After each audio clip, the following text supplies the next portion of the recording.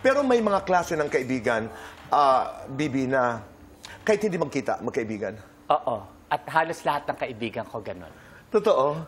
May ganun, no? Meron, meron. Sa lahat nung the past 16 years, hindi madali. No, it wasn't easy. Hindi, It's the hardest. At contrary sa mga akala ng iba na everything was honeymoon, or everything was on a bed of roses, no, it wasn't. It was very difficult. Kaya malakas ang loob ko pag nagsasabi po ako, we don't know what she went through. And to assume na alam ho natin is not fair to her. Nasabi ko yan sa isang pag-uusap. But ang nakakatuwa ay buo.